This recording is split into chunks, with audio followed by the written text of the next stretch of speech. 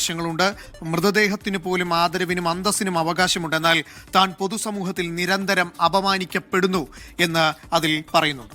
തീർച്ചയായും നമുക്ക് എന്തായാലും അതിന്റെ വിവരങ്ങളിലേക്ക് പോകാം. ബൽറാം നെടുങ്ങാടി ഉണ്ട്. ബൽറാം, പുതിയ സർക്കാർ അധികാരമേറ്റതിന് പിന്നാലെയാണ് ഇങ്ങനെ ഒരു കത്ത് എന്നുള്ളതിന്റെ രാഷ്ട്രീയ ആജീവനാന്ത കാലം രാഹുൽ പുറത്തു നിൽക്കുന്നതാണ് പാർട്ടിക്ക് നല്ലതെന്ന് പറഞ്ഞാൽ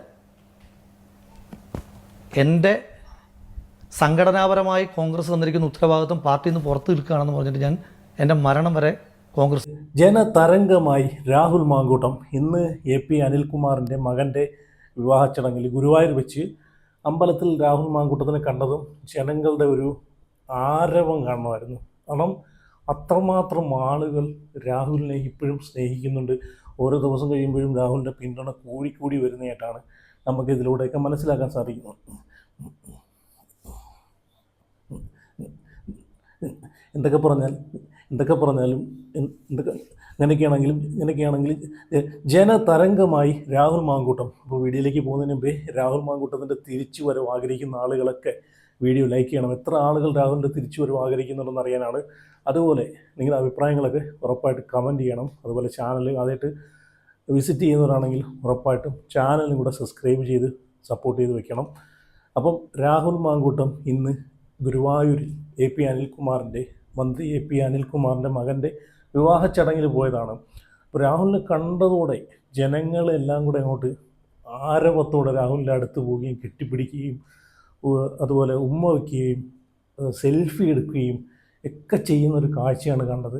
അതിൽ ഏറ്റവും കൂടുതൽ എനിക്ക് തോന്നുന്നു അമ്മമാരും സ്ത്രീകളും കുട്ടികളും എല്ലാ ടൈപ്പിലുള്ള ആളുകളും എല്ലാ ഏജിലുള്ള ആളുകളും ആണെന്നോ പെണ്ണെന്നോ വ്യത്യാസമില്ല, എല്ലാ ആളുകൾക്കും ഇപ്പോഴും പ്രിയങ്കരനാണ് രാഹുൽ എന്ന് ഓരോ ദിവസം കൂടുന്തോറും രാഹുലിൻ്റെ ജനപിന്തുണ കൂടുവാന്ന് ഇതിലൂടെ തന്നെ നമുക്ക് മനസ്സിലാക്കാം. പിന്നെ അതുമാത്രമല്ല, രാഹുലിനെതിരെ വീണ്ടും അതിജീവിത രംഗത്ത് വന്നിട്ടുണ്ട്. പരാതിയുമായിട്ട് അതിജീവിതയെ അപമാനിക്കുന്നു എന്നൊക്കെ പറഞ്ഞിട്ട് വീണ്ടും രംഗത്ത് വരുന്നുണ്ട്. എന്തുവാടേ, ഞാനിത് അതിജീവിതയെ ആരെന്നെ അപമാനിച്ചു? ആരും ഞാൻ കണ്ടില്ല കേട്ടോ. അതിജീവിതയുമായിട്ട് ബന്ധപ്പെട്ട അപമാനിക്കുന്നതായിട്ട് ബന്ധപ്പെട്ടൊരു വീഡിയോ ഒന്നും ഞാനിതുവരെ കണ്ടിട്ടില്ല. അതിജീവിതയുടെ കേസ് കെട്ടേ നമ്മൾ മറന്നിരിക്കുകയാണ്. അങ്ങനെ ഒരാളുണ്ടോയെന്ന് പോലും അറിയത്തില്ല. അങ്ങനെ ഒരു വ്യക്തിയെ പറ്റിയിട്ട് ആരും തന്നെ ഇതുവരെ സംസാരിക്കുന്നതായിട്ട് ഞാൻ കണ്ടില്ല കേട്ടോ. അപ്പം എനിക്ക് തോന്നുന്നത് വേറൊന്നുമല്ല, രാഹുലിൻ്റെ ജനപിന്തുണ ഇപ്പം കൂടി വരുന്നുണ്ട്. മാത്രമല്ല, രാഹുൽ പാർട്ടിയിലേക്ക് തിരിച്ചു വരുമോ എന്നുള്ളൊരു ഭയം, ഇനിയെങ്ങാനും തിരിച്ചെടുക്കുമോ എന്നുള്ളൊരു ഭയം കാരണം വീണ്ടും രാഹുലിനെതിരെ ഇങ്ങനെ അതിജീവിത രംഗത്ത് വരുന്നതായിട്ടാണ് എനിക്ക് തോന്നുന്നത്. മുഖ്യമന്ത്രിക്കും അതുപോലെ ആഭ്യന്തരമന്ത്രിക്കും പരാതി കൊടുത്തെന്നൊക്കെയാണ് ഇങ്ങനെ വാർത്തയിൽ കാണുന്നത്. ഉള്ളയാണെന്നൊന്നും എനിക്കറിയത്തില്ല. പക്ഷേ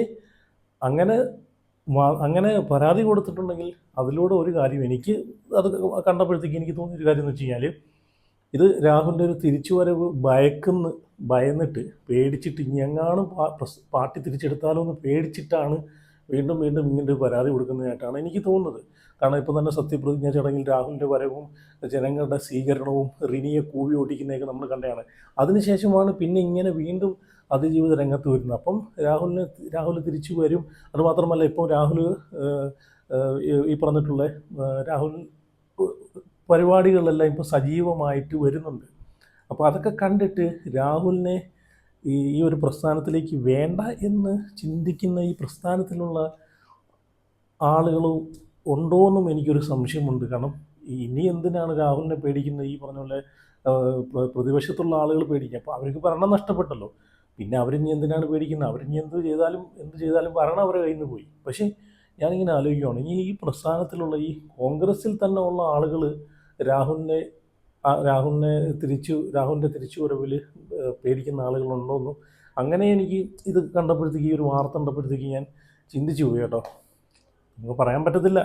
ഇപ്പോൾ കൂടെ നടന്നിട്ട് കുതുകാൽ വെട്ടുന്ന പരിപാടിയൊക്കെ പല ആളുകളും കാണിച്ചു കൂട്ടുന്നു. അപ്പം ആരെയും നമ്പാൻ പറ്റാത്ത കാലമാണ് ഇന്ന്. ഓക്കെ, ഇനി ഞാൻ ആ വീഡിയോ ഞാൻ വെച്ച് തരാം, ഷെയർ ചെയ്യാം. ഞാനിന്ന് കാരണം അത്രയും ജനങ്ങളാണ്, അത്രയും ആളുകളാണ് രാഹുലിനെ ഇപ്പോഴും സ്നേഹിക്കുന്നതെന്ന് കാണുമ്പോഴത്തേക്കല്ലേ. നിങ്ങൾ ആ വീഡിയോസൊക്കെ ഒന്ന് കാണുക കേട്ടോ. ഞാൻ ഇവിടെ വെച്ച് തരാം.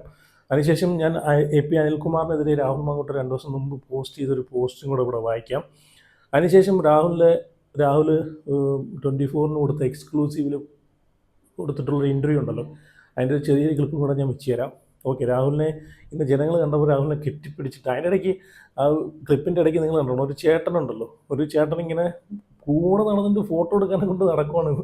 ഫോട്ടോ എടുക്കാനെ കൊണ്ട് ആവുന്നത്രയും പരിശ്രമിക്കുന്നുണ്ട് രാഹുലിൻ്റെ കൂടെ നടന്ന്. അതാണ് സ്ത്രീകളും കുട്ടികളൊക്കെ കണ്ടില്ലേ കൂടെ നിന്ന് ഫോട്ടോ എടുക്കാനെ കൊണ്ട് അത്രയും. അപ്പം ഒന്ന് ആലോചിച്ച് നോക്കി, രാഹുൽ എന്നൊരു വ്യക്തി തെറ്റുകാരന് ആണെങ്കിൽ ജനങ്ങൾ കൂടെ നിന്ന് പോയി ഇത്രയും സ്നേഹത്തോടെ പോയി ഒന്ന് ഫോട്ടോ എടുക്കൂ. ജനങ്ങൾക്ക് നല്ല ബോധ്യമുണ്ട് രാഹുൽ തെറ്റുകാരനല്ല എന്ന്, നല്ല ബോധ്യമുള്ളതുകൊണ്ടല്ലേ ഈ ഇത്രയും ആളുകൾ രാഹുലിനെ കാണുമ്പോൾ ഓടിച്ചെന്ന് അടുത്ത് നിന്ന് ഫോട്ടോ എടുക്കാനും ആ ഒരു സ്നേഹം പങ്കിടാനും ഒക്കെ ആളുകൾ ഇങ്ങനെ വരുന്നത് അല്ലേ. എന്നാലും ആ ഒരു ക്ലിപ്പ് നിങ്ങളൊന്ന് കണ്ടു നോക്കുക, ഞാൻ ഇവിടെ വെച്ച് തരാം. അതിനുശേഷം ഞാൻ ഈ പറഞ്ഞ പോലെ ആ ഒരു വാർത്ത, ഞാൻ ഇന്ന് കണ്ട ഒരു വാർത്ത, സംഭവം ഇന്നലെയാണ് ഈ ഒരു വാർത്ത വന്നത്, പക്ഷേ ഞാൻ ഇന്നാണ് അത് കണ്ടത്. അതിജീവിത വീണ്ടും പരാതി കൊടുത്തു എന്ന് പറഞ്ഞിട്ട്. ഓക്കെ, ആദ്യം രാഹുലിൻ്റെ ക്ലിപ്പുകൾ നിങ്ങളൊന്ന് കണ്ടു നോക്കെ. രാഹുലിനെ ഓടി വന്ന് കെട്ടിപ്പിടിക്കുകയും സെൽഫി എടുക്കുകയും ചെയ്യുന്നത്.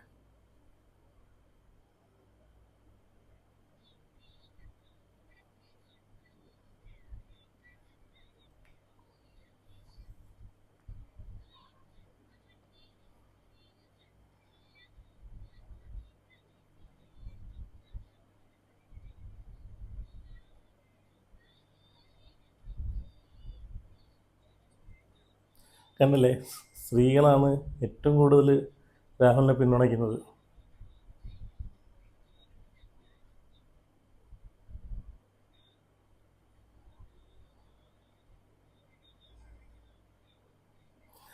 ആ ചേട്ടൻ ആവുന്നേ നോക്കുന്നുണ്ട് ഫോട്ടോ എടുക്കാൻ. ഒരുപാട് പേരെടുത്ത് പറയുന്നുണ്ട് സെൽഫി എടുത്ത് തരുമെന്ന്. കണ്ടില്ലേ,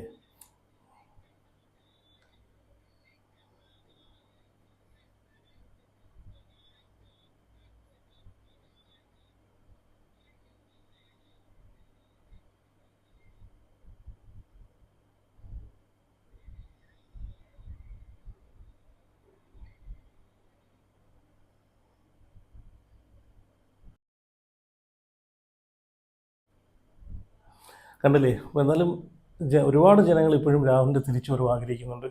രാഹുലിൻ്റെ തിരിച്ചുവരവ് ആഗ്രഹിക്കുന്നവർക്കൊന്ന് ലൈക്ക് ചെയ്യണേ. അതുപോലെ ഞാനിനി AP അനിൽകുമാറിനെ പിന്തുണച്ചുകൊണ്ട് 2 ദിവസം മുമ്പ് രാഹുൽ മാങ്കൂട്ടം ഒരു പോസ്റ്റ് പങ്കുവച്ചിട്ടുണ്ടായിരുന്നു. ഞാനൊരു പോസ്റ്റ് കൂടെ വായിക്കാം. പ്രിയപ്പെട്ട UDF സഹപ്രവർത്തകരോടാണ് ഉമ്മൻചാണ്ടി സാറിൻ്റെ കാലത്തെ പല നല്ല കാര്യങ്ങളും നമ്മൾ പറയാതെയും പ്രചരിപ്പിക്കാതെയും ഇരുന്നതിൻ്റെ നിയുക്താനുഭവമാണ് കള്ളങ്ങൾ കൊണ്ട് കെട്ടിപ്പൊക്കിയ വിജയൻ സർക്കാർ. ആ അബദ്ധം നമുക്ക് VD സതീശൻ സർക്കാരിൽ ഉണ്ടാകരുത്. ഇന്നലെ വകുപ്പ് വിഭജനം പൂർത്തിയായി ഇത്രയും നേരമായിട്ടും സാംസ്കാരിക നായകർ ഉറക്കത്തിലായതുകൊണ്ട് നമ്മൾ തന്നെ പറയേണ്ട ഒരു ചരിത്രമുണ്ട്. ഓർക്കുന്നില്ലേ 2021 ശ്രീ രാധാകൃഷ്ണൻ ദേവസ്വം മന്ത്രിയാകുമ്പോൾ അത് എന്തോ കേട്ടുകേൾവിയില്ലാത്ത വിപ്ലവമാണെന്ന് പറഞ്ഞ് ഇടതുപക്ഷം അവതരിപ്പിച്ചത്. ഇതാ ഒരു ദളിത് നേതാവിന് ഞങ്ങൾ പട്ടികജാതി വകുപ്പ് അല്ലാതെ ഒരു വകുപ്പ് കൊടുത്തു എന്ന തമ്പ്രാൻ മനോഭാവമുള്ള PR ആയിരുന്നു അന്ന് ചാനലുകളിൽ അന്തിച്ചർച്ചകൾ. സാമൂഹിക മാധ്യമങ്ങളിൽ കവിതകൾ. എന്നാൽ യാഥാർത്ഥ്യം എന്തായിരുന്നു? മന്ത്രിസഭയിൽ പിണറായി വിജയനോളം സീനിയറായ രാധാകൃഷ്ണൻ ദേവസ്വം പോലെ പോർട്ട്ഫോളിയോയിലും ബജറ്റ് വിഹിതത്തിലും വളരെ താഴെയുള്ള ഒരു വകുപ്പ് കൊടുത്ത് ഒതുക്കി. റിയാസിനെ പോലെ ഒരു തുടക്കക്കാരന് PWDയും ടൂറിസവും കൊടുത്തിട്ടാണ് രാധാകൃഷ്ണനോട് ഇത് ചെയ്തതെന്ന് ഓർക്കണം. എന്നാൽ ഇപ്പോൾ VD സതീശൻ മന്ത്രിസഭ നോക്കുക. മുഖ്യമന്ത്രി കഴിഞ്ഞാൽ ഏറ്റവും പ്രാധാന്യമുള്ള വകുപ്പുകളിൽ ഒന്നായ റവന്യൂ വകുപ്പ് നൽകിയിരിക്കുന്നത് മുതിർന്ന കോൺഗ്രസ് നേതാവ് AP അനിൽകുമാറിനാണ്. ഒരു കാലത്ത് ഈ നാട്ടിലെ മണ്ണിന് മുകളിൽ അവകാശമില്ലാത്ത ഒരു വിഭാഗത്തിൽ നിന്ന് വന്ന മനുഷ്യൻ ഈ നാടിൻ്റെ നികുതി പിരിക്കുന്ന വകുപ്പിൻ്റെ തലവനാകുന്നു. ഇതല്ലേ യഥാർത്ഥ നവോത്ഥാനം? മല്ലികാർജുന ഖാർഗെയുടെ പാർട്ടിക്കല്ലാതെ മറ്റാർക്കാണ് ഈ വിപ്ലവ തീരുമാനം എടുക്കാൻ കഴിയുക? 2001 കമ്മ്യൂണിസ്റ്റ് പാർട്ടിയുടെ കയ്യിൽ നിന്ന് മണ്ഡലം പിടിച്ചെടുത്ത് ഇന്ന് വരെ തുടർച്ചയായി 6 തവണ ആ മണ്ഡലം നിലനിർത്തുന്ന ശ്രീ അനിൽകുമാറിനും ഈ 6ാം തവണ 47,939 വോട്ടിൻ്റെ ഭൂരിപക്ഷത്തിൽ വിജയിച്ച വണ്ടൂർ ജനതയ്ക്കും അഭിവാദ്യങ്ങൾ. വണ്ടൂരിൻ്റെ MLA ഞങ്ങളുടെ അനിയേട്ടൻ, ഇനി നാടിൻ്റെ റവന്യൂ മന്ത്രി. നവോത്ഥാനം പൊള്ളയായ വാക്കിലല്ല പ്രവൃത്തിയിലാണ്. ശ്രീ VD സതീശനും ദേശീയ നേതൃത്വത്തിനും നന്ദി. ഓക്കെ, അപ്പം എന്തല്ലേ രാഹുലിൻ്റെ ഈ പറഞ്ഞിട്ടുള്ള ഓരോ വീക്ഷണങ്ങളും എന്താ കറക്റ്റ് ക്ലാരിറ്റിയോടുകൂടിയാണ് അവതരിപ്പിക്കുന്നത്. അതാണ് ഏറ്റവും വലിയ പ്ലസ് പോയിന്റ്. ഈ പറഞ്ഞുള്ള ചാനൽ ചർച്ചകളിലൊക്കെ കയറി ഇരുന്നിട്ട് ഫയർ ചെയ്തിട്ടുള്ളതെല്ലാം നമ്മൾ കണ്ടതാണ്. രാഹുൽ മാങ്കൂട്ടം എന്നൊരു വ്യക്തിയുടെ ഓരോ വീക്ഷണങ്ങളും. എനിക്ക് തോന്നുന്നു ഈ ഒരു പ്രസ്ഥാനത്തിന് രാഹുൽ കൊടുത്തേക്കുന്ന ഏറ്റവും വലിയൊരു മൈലേജാണ്. ചാനൽ ചർച്ചകളിലൊക്കെ കയറി നിന്നിട്ട് രാഹുലിൻ്റെ ചാനൽ ചർച്ചകളൊക്കെ കണ്ടിട്ടുള്ള ആൾക്കാർക്ക് അറിയായിരിക്കും, തീയായിരുന്നു. ഓക്കെ, ഞാനിനി ഇവിടെ അതിജീവിതയുമായിട്ട് ബന്ധപ്പെട്ട ആ ഒരു വാർത്ത, കഴിഞ്ഞ ദിവസം വന്നൊരു വാർത്ത ഞാൻ ഇവിടെ വെച്ച് തരാം. ഞാൻ പറഞ്ഞല്ലോ, ഇത് രാഹുലിൻ്റെ ഒരു തിരിച്ചുവരവ്, രാഹുൽ തിരിച്ചു വരും എന്ന് ഒരു 99% ഉറപ്പാകുമ്പോഴത്തേക്ക് വീണ്ടും അതിജീവിത പരാതിയുമായിട്ട് വരുന്നൊരു ഇതാണ് നമ്മൾ കാണുന്നത്. ഓക്കെ, ഞാനൊരു വാർത്ത ഇവിടെ വെച്ച് തരാം. ഉള്ള വാർത്തയുടെ അപ്ഡേഷനാണ് വരുന്നത്. കത്തിൽ വൈകാരികമായ ചില പരാമർശങ്ങളുണ്ട്. മൃതദേഹത്തിന് പോലും ആദരവിനും അന്തസ്സിനും അവകാശമുണ്ട്, എന്നാൽ താൻ പൊതുസമൂഹത്തിൽ നിരന്തരം അപമാനിക്കപ്പെടുന്നു എന്ന് അതിൽ പറയുന്നുണ്ട്. തീർച്ചയായും നമുക്ക് എന്തായാലും അതിന്റെ വിവരങ്ങളിലേക്ക് പോകാം. ബൽറാം നെടുങ്ങാടി ഉണ്ട്. ബൽറാം, പുതിയ സർക്കാർ അധികാരമേറ്റതിന് പിന്നാലെയാണ് ഇങ്ങനെ ഒരു കത്ത് എന്നുള്ളതിന്റെ രാഷ്ട്രീയ പ്രാധാന്യം അതിനുണ്ട്. അതിനോടൊപ്പം തന്നെയാണ് ഇന്നിപ്പോൾ ഡൽഹിയിൽ ഈ മാധ്യമങ്ങളോടക്കം ഈ രാഹുൽ മാങ്കൂട്ടത്തിലിന് വേണ്ടി നിരന്തരം സമൂഹ മാധ്യമത്തിലും അടക്കം പ്രത്യക്ഷപ്പെട്ടിരുന്ന ഒരു അഭിഭാഷക, അവർ ഈ അതിജീവിതി ഇന്ന് മോശമായി പരാമർശം നടത്തി മാധ്യമ പ്രവർത്തകരോട് പോലും തട്ടിക്കയറുന്ന സാഹചര്യവും ഉണ്ടായിരുന്നു. അപ്പോൾ ഇത്തരം പശ്ചാത്തലമൊക്കെ ചേർത്ത് വെച്ച് വേണം ഈ കത്തിനെ കാണാൻ എന്ന് തോന്നുന്നു, അല്ലേ?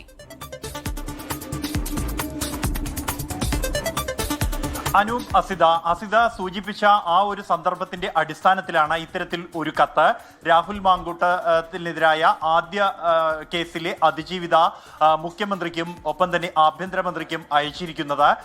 കഴിഞ്ഞ ദിവസം രാത്രി മുഖ്യമന്ത്രി വി ഡി സതീശൻ ഡൽഹിയിലേക്ക് എത്തുമ്പോൾ മുഖ്യമന്ത്രിയെ സ്വീകരിക്കാൻ എത്തിയവരുടെ കൂട്ടത്തിൽ ഈ രാഹുൽ മാങ്കൂട്ടം, എന്തായാലും ഇത് രാഹുലിൻ്റെ ഒരു തിരിച്ചുവരവ്, ഞാൻ ആദ്യം പറഞ്ഞ രാഹുലിൻ്റെ തിരിച്ചുവരവ് ഭയക്കുന്നതുകൊണ്ടാണ് വീണ്ടും വീണ്ടും ഇങ്ങനെ രംഗത്ത് വരുന്നതെന്നാണ് എനിക്ക് തോന്നുന്നത്. പിന്നെ ഈ അതിജീവിതമായിട്ട് ബന്ധപ്പെട്ട് ഈ അതിജീവിതയുടെ കാര്യം ആരും, എനിക്ക് തോന്നുന്നു ഈ അതിജീവിതക്കാലം ഏറ്റവും കൂടുതൽ സൈബർ അറ്റാക്ക് നേരിട്ടുകൊണ്ടിരിക്കുന്നത്, ഇപ്പോഴും നേരിട്ടുകൊണ്ടിരിക്കുന്നത്, ഈ കഴിഞ്ഞ ദിവസം വരെ നേരിട്ടുകൊണ്ടിരുന്നത് റിനി ആൻഡ് ജോർജാണ്, അല്ലേ?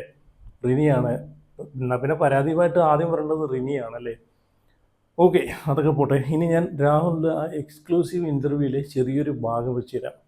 സത്യം പറഞ്ഞാൽ ആ ഒരു പാട്ട് കാണുമ്പോൾ എന്തല്ലോ, റിപ്പീറ്റ് അടിച്ച് കാണുമ്പോൾ തന്നെ വല്ലാത്തൊരു ഫീലാണ്. പുള്ളി പറയുന്നത്, ഇനി എത്ര കാലം എത്ര നാൾ ഇനി എന്നെ പ്രസ്ഥാനത്തിൽ നിന്ന് എടുത്തില്ലെങ്കിലും ലീഡർഷിപ്പ് വിചാരിച്ചു കഴിഞ്ഞാൽ എന്നെ പ്രസ്ഥാനത്തിൽ നിന്ന് പുറത്താക്കാൻ സാധിക്കും. പക്ഷേ എന്നിൽ നിന്ന് കോൺഗ്രസിനെ പുറത്താക്കാൻ മരണം വരെ പറയത്തില്ലെന്ന ഒരു വാക്കുണ്ടല്ലോ. സത്യം പറഞ്ഞാൽ എനിക്ക് ഇപ്പം പാർട്ടിയോട് പറയാനുള്ളത്, ഉറപ്പായിട്ടും ഈ വ്യക്തിയെ നിങ്ങൾ തിരിച്ചെടുക്കണം കേട്ടോ. കാരണം ആ പുള്ളിയുടെ കയ്യിൽ നിന്ന് എന്തെങ്കിലും ഒരു തെറ്റ് വന്നിട്ടുണ്ടെങ്കിൽ അത് തിരുത്താനൊരു അവസരം കൊടുത്തിട്ട് ഒന്നും കൂടെ, തെറ്റ് ചെയ്യാത്ത ഈ പ്രസ്ഥാനത്തിൽ ഇപ്പം ഈ ഏത് പാർട്ടിയിലും ആയിക്കോട്ടെ, ഭരണപക്ഷത്തോ പ്രതിപക്ഷത്തോ ഇനി ഇന്ത്യയിലോ BJP-യിലോ ഏത് പാർട്ടിയിലായി തെറ്റ് ചെയ്യാത്തതായിട്ട് ആരെങ്കിലും ഉണ്ടോ?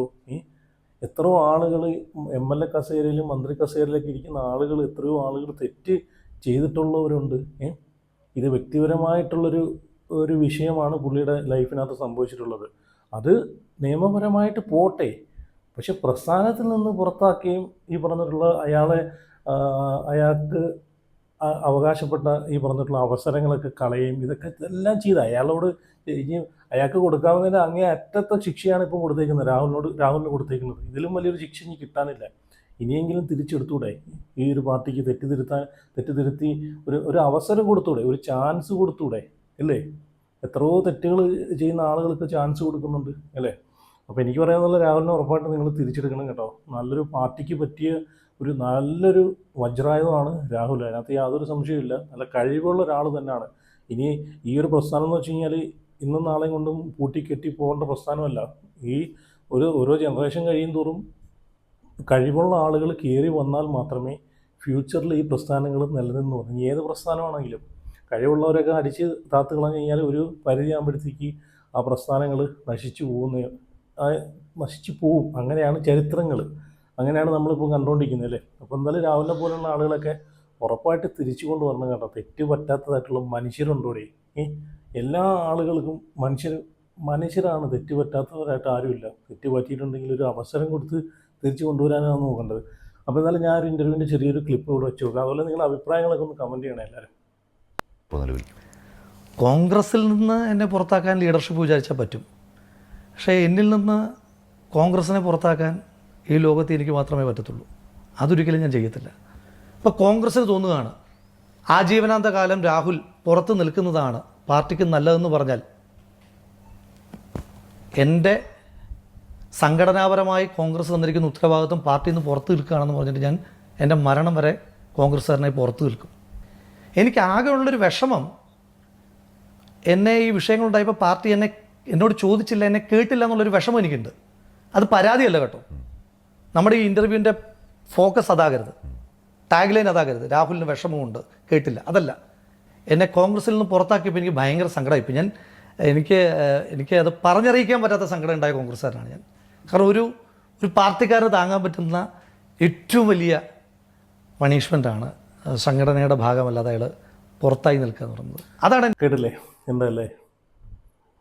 അപ്പോൾ എന്തായാലും നിങ്ങളുടെ അഭിപ്രായങ്ങളൊക്കെ എന്തായാലും ഉറപ്പായിട്ട് കമൻറ്റ് ചെയ്യുക. വീഡിയോ ആദ്യമായിട്ട് കാണുന്നവരുണ്ടെങ്കിൽ ഉറപ്പായിട്ടും ചാനലിലൂടെ സബ്സ്ക്രൈബ് ചെയ്ത് സപ്പോർട്ട് ചെയ്ത് വയ്ക്കുക. അപ്പോൾ അടുത്ത വീഡിയോ ആയിട്ട് പിന്നെ